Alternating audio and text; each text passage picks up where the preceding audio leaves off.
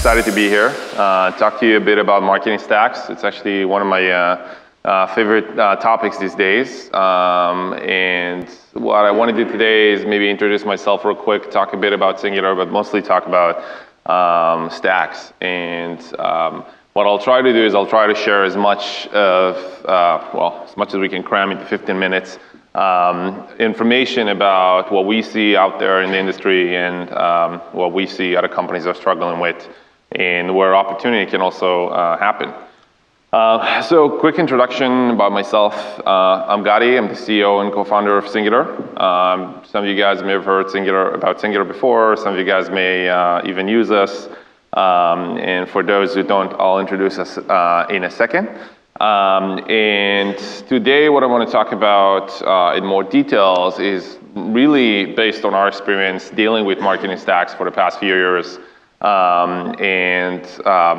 Honestly, learning a lot from our customers and our work together with probably some of the best marketers in the world. These are just a few logos of people we work with who have been amazing at giving us feedback and helping us iterate faster and reach a new level of sophistication. And I wanted to thank out our customers, those of you who are in the audience and those who are not. Thank you for helping us make this progress. And so, one of the first things that when we think about marketing stacks, we identify is that there's two main components of data, two types of data that marketers are essentially tackling. The first thing is we just simply call it marketing data. That sounds pretty obvious, but what it essentially talks about is all the information that you as a marketer has based on activities that you launch, that you do. For example, if you're running sort of organic or paid acquisition, running a lot of UA campaigns, if you are running all sorts of email or SMS or whatever in-app marketing programs you run. Some of it can happen on mobile, some of it can happen on web, but whatever it is, this is the marketing data that you have. This can be anywhere from, we talked about campaigns, creatives, your budgets, your targeting options. There's just a ton of information out there that you have as a marketer. And what's interesting is that this data looks different. It runs in all sorts of different platforms. It has different forms. It comes in non-standardized APIs, if there is even an API. But that's sort of a fact of life. And the second type of data is sort of the user behavior data. That's essentially what users are doing. That's if they engage with your marketing at all, if they open the app, they go on a website, they purchase something, basically all of the user-related activity. And as a marketer, it's very important to understand both sides of the equation. Now, when we get into marketing data, we are, actually I flipped the slides. Let's start with user behavior data. So when we look at user behavior data, there's really a lot of familiar systems that you guys probably have seen or using. One of the basic things is in-app analytics. You're trying to understand your KPIs, what users are doing, whether it's in your app, can be even running on different platforms. And then what we end up seeing is that a lot of companies actually have a tendency to build sort of a replica of that analytics, or not even a replica, but probably a more accurate version of that analytics in-house. And this is where they bring all the data into. This is where they clean the data. This is where they add all sorts of other transactions into the systems. And a lot of companies are basing their operations based on their internal data warehouse. This is where they know what users are actually doing. Another point of information, very critical, is attribution. You want to know, ideally, as much information as you can. You want to know where users are coming from. You want to know which particular campaign that is. Ideally, you'd like to know how many clicks it took to get there, if there were any view-through attribution in the middle. If you can get access to impression stream, that's even better. But now we're talking about dealing with a lot of data. But really, attribution is, I guess, another component that's necessary to understand user behavior. Another thing that we're seeing that's coming up more and more, mostly in the bigger companies. There's the deployment of ad servers at the advertiser side. So essentially, probably if anyone coming from web, it's pretty obvious, but in mobile, the adoption is rather slow, and perhaps may continue being slow because there's all sorts of walled gardens and silos in our industry. But essentially, it's really interesting because marketers can now use ad servers to control frequency capping across multiple channels, which today is not possible. They could use that to track data at the user level better than they could before. So they can see impressions, they could measure viewability, they could detect fraud better. We can talk about how they do that maybe later. So that's another piece of user behavior data. It then comes in, even though this is App Promotion Summit, we're talking about mobile, but a lot of companies have web data. And unfortunately, that's something we have to deal with as well. So another piece of the equation. And what's interesting is that we see a distinction between, well, it depends, but in the gaming sector, we see a lot of mobile-only companies or mobile-first companies where everything starts and ends with mobile. We see some of the companies who didn't start with mobile still having to deal with a lot of web data and how can they link the information between web and mobile, which is interesting. And when it comes to commerce, you almost see everybody talking about web all the time because buying patterns are not always on mobile just yet. And then lastly, if it's not enough, then we have the LTV data. Still something that companies do in-house. They have their own models. They have an understanding of what is the user doing. And again, it's something the marketing team needs to deal with. Now, on the marketing data side, we're looking at a few platforms, and maybe not even platforms, but category of platforms. We have paid acquisition. There's, as you guys know, dozens of channels. The average singular customer is using between 15 to maybe 50 different solutions. Some of the more sophisticated folks use even more. There's just so many opportunities for types of acquisitions, and you want to leverage as many as you can to scale.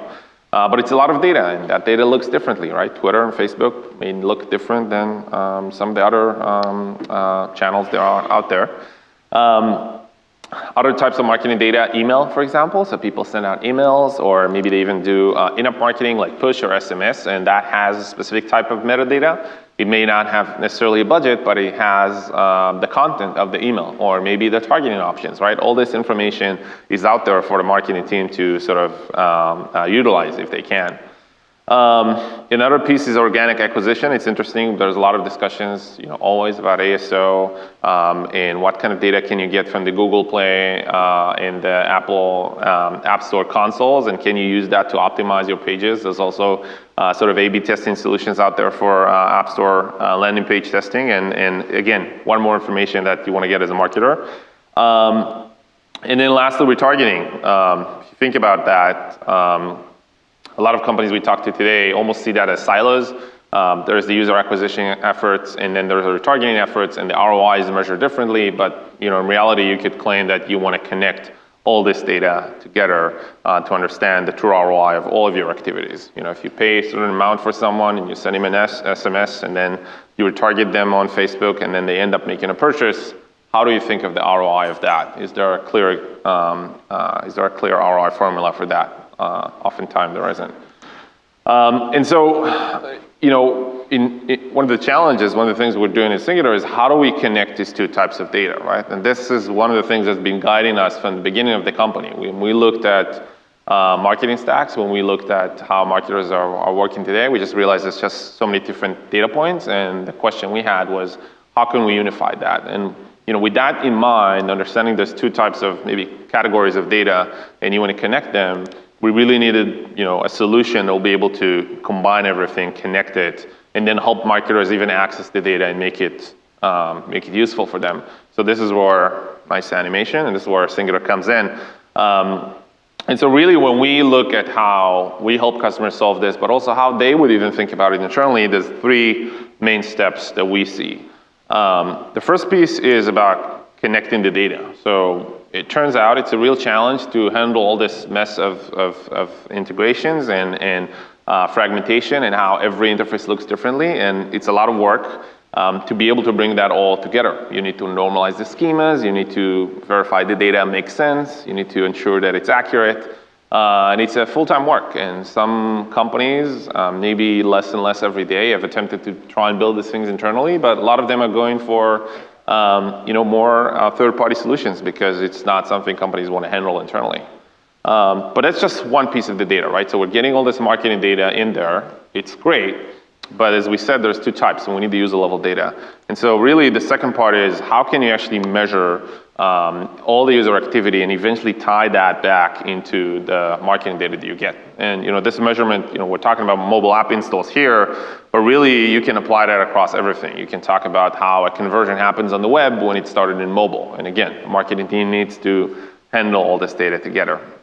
And so these two pieces, connecting and measuring, has been the topic of conversations for us and other vendors in the space for a long period of time. And we see companies of all sizes struggling in trying to solve these things. And I think that every marketing team that wants to sort of step up sophistication needs to think about, okay, what is my data infrastructure? How do I collect all this data? How do I connect it? How do I make sure my team is empowered to even use that?